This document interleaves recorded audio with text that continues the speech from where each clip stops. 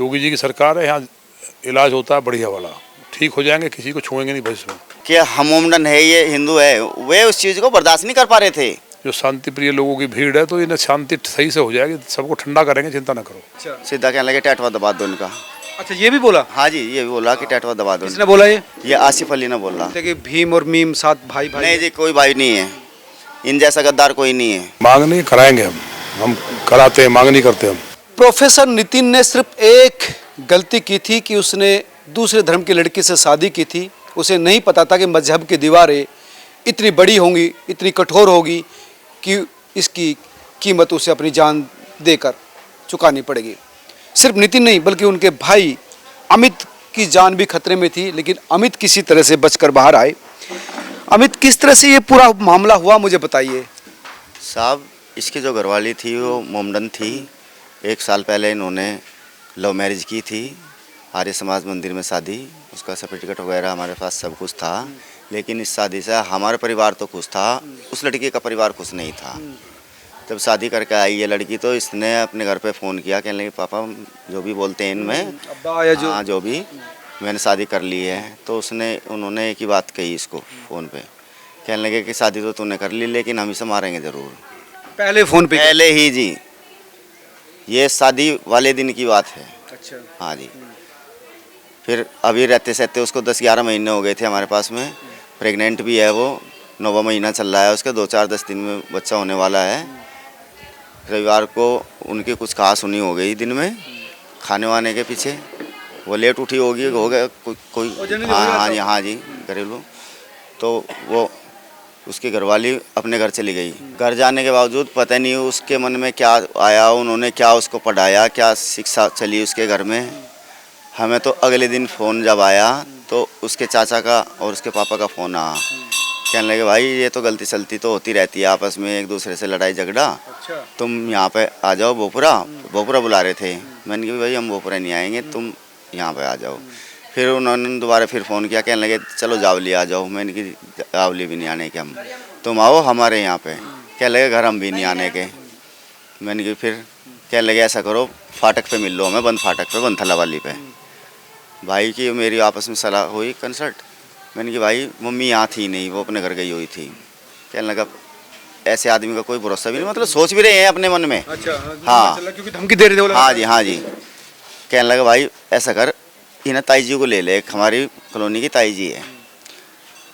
हम उसको ले गए और पहुँच गए फाटक पे। तो वहाँ हमें 2 आदमी आगे बैठे गाड़ी में और एक पीछे बैठा था। एक था आसिफ अली, मेहरुद्दीन, एक का मैं नाम नहीं जानता।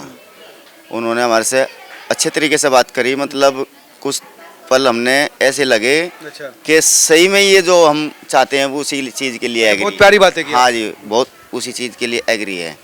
क्या लगे ये तो समय हो जाती है, कोई बात नहीं, बाल बच्चे हो जाएंगे अब और डल जाएंगे। अब मैंने कहा भाई फिर उसको भेज दो। कहने लगे रात भर तो हमारे पास में थी, अब वो चली गई अपनी बुआ के पास। मैंने कहा कहाँ पे? कहने लगे भूपखेड़ी में। मैंने कहा भूपखेड़ी कहाँ है? हम पहले कभी गए नहीं उधर। कहने लगे यहाँ से थोड़ा ही है, बस आधे 1 घंटे का रास्ता है, और चलो हम भेज ही रहे हैं, इनको भी ले लो, जो तुम्हारे साथी है कौन रिश्तेदार है तुम्हारी? मैंने कहा ताई जी हमारी। कहने लगे कोई बात नहीं। अब हमारे मन में फिर और ज़्यादा उनके प्रति वो हो गया, सिंपैथी आ गई। हाँ, अपनापन। हाँ जी, अपनापन सा। मैंने कहा भाई प्यार से बात कर रहे हैं, भेजने के मूड में ही है साहब। हम चले गए, उन्होंने गाड़ी स्थल से निकाली। स्थल होते हुए तो आपस में बात करते हुए जा रहे हैं। मेरे भाई बोल रहा है कि मैं इस स्कूल में पढ़ाता हूँ फ़िलहाल। कहने लगे जी हाँ बहुत अच्छी बात है, ये फलाना ढिकाना। तो वो जगह पड़ती है भनेड़े से आगे मोहम्मदपुर का नाला। हाँ मोहम्मदपुर है ना भाई, वो मोहम्मदपुर का नाला पड़ता है। वो हमें तो रात को उसमें हाँ नहर ही दिखाई दे रही थी, नहर है कि नाला पर है इतना चौड़ाई, कम से कम 20-30 फुट उसकी चौड़ाई है। तो उन्होंने बजाय सीधे गाड़ी ले जाने के पुलिया पे से राइट पे उतार दी, जो कच्चा रास्ता पटड़ी पे जा रहा था उसकी नहर की पटड़ी पे रास्ता, मेन रास्ता छोड़कर पटड़ी पे उतार दी। तो सब वो रास्ता आगे बंद था। आगे से एक दूध आ रहा था, दूध दे के वो कहने लगा कि मतलब एक फार्म हाउस है उसमें रहता, वो कोई रखवाली की उसकी फार्म हाउस का। कहने लगा भाई यहाँ कहाँ जा रहे हो तुम, ये तो रास्ता बंद है। अब उसके बोलते ही हमारे फिर थोड़ा शक हुआ। पीछे हमने मुड़ के देखा झाँक के, तो पीछे हमारी गाड़ी, पीछे एक स्विफ्ट डिजायर आ रही। आपके पीछे एक गौर। हाँ जी, हाँ जी, वो खड़ी थी उस पे, पुलिया पे देखा है हम उसको, या फिर वो हमारे पीछे आ रही है। तो हमें शक हुआ, हम उसमें से गाड़ी रुकवा के ज़बरदस्ती उससे गाड़ी में से उतर गए। अच्छा, शक हुआ तो आपने क्या कहा? हाँ, मैंने कहा भाई गाड़ी रोक, मैंने कहा उतार तू हमें। तो पीछे वाले भी और वो लड़का भी जो थे वे, तो वे सारे आपस में बातें करने लगे, आपस में बातें करने लगे, हम चलने लगे। तो उन्होंने हमारे ऐसे बाजू पकड़ने लगे, कहने लगे कहाँ जा रहे हो, कहाँ जा रहे हो। ऐसा करते करते हम फिर भी उनसे हाथ से छुड़ा के आगे हम रोड पे पहुंच गए। वहाँ जाके खड़े हुए तो हमने सबसे पहले हमारी बुद्धि काम करी, मैंने कि यार सबसे पहले यहाँ से लेडीज सेफ करो अपनी, हो जो होगा देखा जाएगा वो। तो एक दूधिया आ रहा था मेन रोड पे से ही, उससे हमने हाथ दिया, उसने रोकी गाड़ी, लेडीज थी, साथ में रुकी जाता है आदमी। कह लगे हाँ भैया जी, मैंने कि भाई हमारी ताई जी है, ऐसे बात है, इनको वहाँ तक आप पिकअप कर दो। कहने लगे ठीक है, मैं मेन रोड तक पिकअप कर दूंगा इनको। इतना होते ही, मतलब उसको निकलते ही उन्होंने तो साहब हमारे साथ सीधी वारदात गले पे ही करी। इधर मुझे घेर लिया, उधर 4 आदमी मेरे भाई पे टूट पड़े। अच्छा, इसके बाद पीछे से वो मतलब जैसे आपने हाँ जी, बैठाई तो हाँ, इंतजार कर रहे थे लेडीज का? हाँ जी, वहीं तो खड़े थे हमारे बगल में ही। अच्छा, हाँ, जब तक नहीं वार किया उन्होंने, लेकिन लेडीज के बैठाते उन्होंने फिर हमारे गले पर वार कर दिया। तुरंत कुछ कहा सुना नहीं? कुछ कहा सुना नहीं, अच्छा, सीधा कहने लगे टैटवा दबा दो इनका। अच्छा, ये भी बोला? हाँ जी, ये भी बोला कि टैटवा दबा दो। किसने बोला ये? आसिफ अली ने बोला। आसिफ अली कौन है मतलब? आसिफ अली उसके सगे चाचा है। अच्छा, चाचे ने कहा कि टैटू दबा दो? हाँ जी, सब 4 आदमी उस पर लग रहे थे, 3 मेरे पर लग रहे थे। मेरे भी देखो ये निशान भी लगे हुए हैं। हाँ जी, मेरा गला अभी तक दुख रहा है, अंदर से सूजन पकड़ रहा है। हाँ जी, मेरा भी दबाया साहब।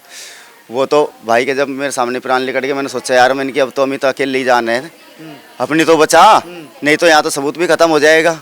जैसे तैसे करके उनकी गेल धक्का मुक्की करके मैं वे चारों भाई पे ही थे जब तक, लेकिन प्राण भाई के निकल गए थे, क्योंकि उसके पैर जैसे वो पीट रहा था। अच्छा। बंद हो चुके थे मेरे सामने। तो मैं उनके हाथ में से गिरफ्त में से छूट गया। छूट भी मैं ऐसे गया कि जहाँ पे वो गिर रखा था मुझे, उसके नीचे इतनी गहराई थी खेत में। अच्छा। हाँ, मैं खिसकता उसमें को खिसक गया मैं। आप पे कितने थे उस समय तक? मतलब 3 आदमी थे। अच्छा, आप पे 3 थे? हाँ, नितिन पे 4 थे। तो साहब मैं भागने में सफल हो गया। वहाँ से आगे एक खेत था उसका, गेहूँ का। मैं भागता फिर उसमें बैठ गया जाके। उनकी मतलब जब उन्हें दिखाई देना बंद हो गया और मुझे भी ये लोग दिखाई देना बंद हो गए, तो मैं उसमें जाके बैठ गया बीचों बीच। फिर वे पीछे से भी आए, उन्होंने टॉर्च जला के मुझे ढूंढा इधर उधर। अच्छा, टॉर्च थी उनके हाथ में? वो उसकी फ़ोन की टॉर्च जला के। अच्छा। हाँ, फ़ोन की टॉर्च जला के उन्होंने ढूंढा। वो तो बस परमात्मा की ये शुक्र रही कि वे मेरे से 25-30 कदम की दूरी पे होंगे। अच्छा, अब तक पहुँच रहे थे? हाँ जी, कहने लगे भाई वो तो निकलेगा। आवाज़ आ रही थी आप तक? हाँ, मुझे आवाज़ आ रही थी और मुझे यूँ डर हो रहा मेरे उसमें पेट में। मैंने कि अगर फ़ोन बज गया किसी कारण, तो मैंने कि फ़ोन बजते ही घंटी बजेगी, बहुत दूर तक भी जाएगी और इसका प्रकाश हो जाएगा कि यहाँ बैठा है बीच में। खैर परमात्मा की शुक्र रहा, घंटी नहीं बजी। फिर मुझे छोड़ के चले गए। फिर मैं ऐसे करके थोड़ा आगे को निकट गया खेत में को। फिर मैं आउट रास्ते आया, खेतों खेत। फिर मैंने चौधरी फार्म हाउस है फरकनगर चौकी से थोड़ा सा आगे को, पुलिया सी हुआ वहाँ आके फिर मैं पब्लिक में बढ़ गया फार्म हाउस की। हाउस के अंदर चले? हाँ जी, मैं ऊपर रोड पे भी नहीं खड़ा हुआ क्योंकि पीछे से ही आ रहे हो। अच्छा। फिर उठा ले दोबारा से, तो मैं फार्म हाउस में घुस के उसके साइड में बैठ गया और वहाँ बैठ के मैंने फिर 112 पे कॉल करी। पुलिस वाले कहने लगे भाई आधा घंटा लगेगा, चिरोड़ी है हम। मैंने कहा जी आप आधे घंटे बाद जब भी आओगे आप मुझे कॉल कर लेना, मैं मेन रोड पर चढ़ जाऊँगा ऊपर। तब भी आए, जब मुझे चौकी लेके आए, जब घटना स्थल पे ऐसा गया, तब जहाँ पे भाई मारा था वहाँ की मैंने वारदात दिखाई कि यहाँ थी, वहाँ भाई की लाश नहीं मिली हमें। अच्छा। फिर हमने इधर उधर ढूंढा, मैंने कि नहर में तो नहीं फेंक दिया, इधर वो थी घास वास सी खड़ी थी उसमें ढूंढ गए हम दोनों बहन भाई भी था बड़ा छोटे वाला, हम 3-4 आदमी, वहाँ नहीं पाया। तो जैसे ही हम उल्टे घर की तरफ को रवाना होते हैं ना, हम मोटरसाइकिल पे इनको बैठा देते हैं, पहले भाई को और बहन जी को। मैंने कि तुम चलो, तो इनको भाई को चप्पल नज़र आ गई, एक गड्ढा था वो उसमें उसके पास खड़ी पड़ी थी। इसका ध्यान पड़ा एकदम, कहने लगी, इसने छोटू को रोका, कहने लगे छोटू कहाँ, कहने लगी चप्पल तो भाई की पड़ी है। वो तो हाँ, इन्होंने गाड़ी रोकी, देखा तो भाई का मुंह उसमें गड़ा हुआ नीचे गड्ढे में, और इन्होंने उसके पाँव पकड़ के टांग पकड़ के खींचा। जब हम उसे जहाँ पे वारदात हुई उससे अलग डाल रखी हाँ थी जी, बॉडी। 200 फुट दूरी पे, कम 200 मीटर पे, हाँ जी साहब ये घटना थी। बड़ी मुश्किल से आपकी जान बची, उनको नहीं बचा पाया। नहीं साहब, अगर मैं मतलब उनके हाथ लग जाता तो सबूत ही मिट जाता है ये सब कुछ। कोई कहने सुनने वाला ही नहीं था कि हमारा आदमी मर गया या क्या, इन्हें क्या पता था कहाँ गए थे क्या थे। तो ये तो प्लान था पूरी तरह से, हाँ मतलब जी, बिना झगड़े हाँ जी, मार नहीं बिना था झगड़े, इसलिए। हाँ जी, पहले से अगले आदमी ने 4 आदमियों की गाड़ी लगा रखी है वहाँ पे, तो प्लान ही तो हुई है कि तुम मुझे वहाँ मिलना। वो अगर उसको बहू भेजनी थी हमारी तो वो अपने घर लेके जाता, हमें जंगल में क्यों लेके जाता फिर वो। ये तो सरासरी बिल्कुल मारने की प्लानिंग थी उनकी शुरू से ही। वो जो लड़की उसका भी वो मरने के बाद नहीं आई। नहीं जी, उसका कोई फ़ोन वोन नहीं आया। अच्छा, फोन भी नहीं आया। हाँ, तो क्या वो उसका भी इन्वॉल्वमेंट था उसमें? इन्वॉल्वमेंट उसका ये था, उसने गाड़ी में जब हमें बैठा के चले तो उसने भाई से अपने चाचा के फ़ोन पे बात करी थी, कहने लगी तुम आ जाओ, मैं तुम्हारे साथ चलने को तैयार हूँ, कोई बात नहीं, अब मुझे कोई नाराज़गी नहीं है।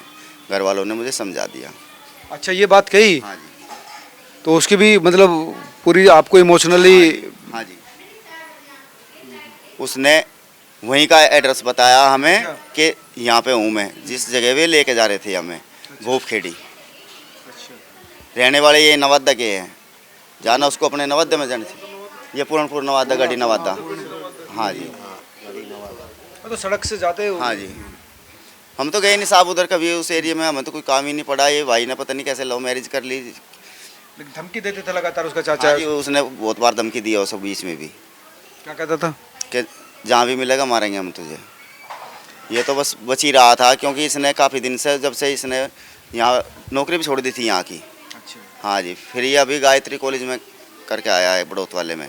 हमने इधर आना जाना भी बंद कर दिया था इसका। क्यों इतना शादी होने के बाद, प्रेग्नेंट होने के बाद, उसके बाद भी इनकी हाँ जी, नफरत खत्म?